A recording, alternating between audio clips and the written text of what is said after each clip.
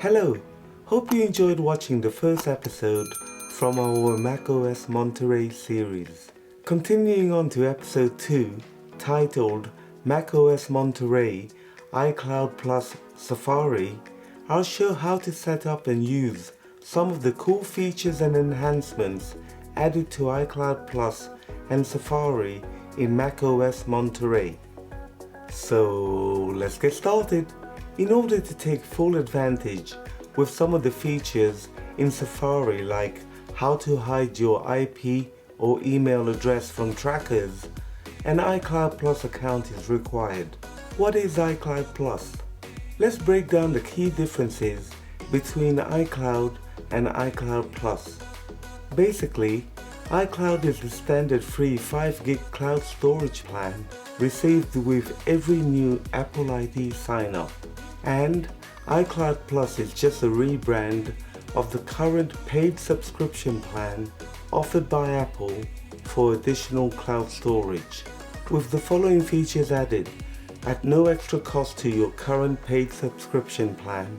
Features added to iCloud Plus are the following: Private Relay, Hide My Email, and HomeKit Secure Video. The features that I'll be looking at in this episode is Private Relay and Hide My Email. Private Relay ensures your browsing traffic is encrypted by hiding your IP address and Safari browsing activity from network providers and websites. And Hide My Email allows you to share a unique random address that forwards messages to your personal inbox.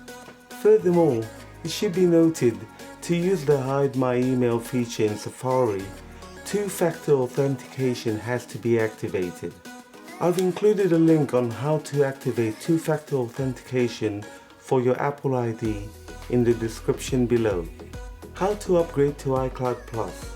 Therefore, to upgrade to an iCloud Plus subscription plan in macOS Monterey, launch System Preferences. Then, click on the Apple ID icon shown here. From the Private Relay item, click on the Upgrade button and select a subscription plan. That's all there is to it. Let's see Private Relay and Hide My Email in action. Starting off with Private Relay. Let's check if Private Relay is turned on for Safari. Launch System Preferences, click on the Apple ID. If you see a message under Private Relay title Turn on Private Relay for Safari, or to check current Private Relay settings, do the following. Click the option button here, then click on the Turn on for Safari. Furthermore, you can choose to maintain a general location to provide local content, or use country and time zone to use a broader IP address location in your country and time zone. I'll choose to use the broader option. Now, launch Safari.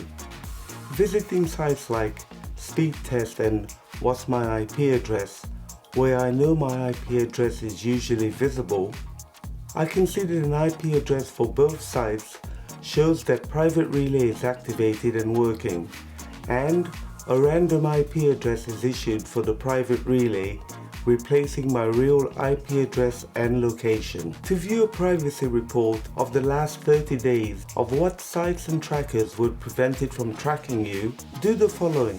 With Safari open, click Safari on the menu bar and click on Privacy Report. Moving on, Hide My Email Address. As mentioned earlier, for the Hide My Email Address feature to work, two-factor authentication has to be enabled. And that's all that's needed for Hide My Email to work. That, and of course, an iCloud Plus account. As demonstrated, whenever filling in forms that requires an email address, simply select the Hide My Email pop-up to use a unique random email that gets forwarded to your personal inbox. As shown. To manage unique email issued on certain sites, launch System Preferences and, like before, click on the Apple ID icon. From Hide My Email title, click the Option button. From here, you can view, edit, or delete the unique email addresses issued on certain sites, as shown. Gotta admit, Private Relay and Hide My Email is truly a couple of cool, awesome features added to Safari in macOS Monterey. Next, Safari tab titles. Using the usual separate tab layout we're accustomed to, as shown, it's now a matter of choice on how your tab titles are organized. You can now choose to use the usual separate tab layout or a compact one. By simply clicking on Safari on the menu bar and select Preferences, click on Tabs and you can choose which tab layout you want to use, compact or separate. I'll choose compact.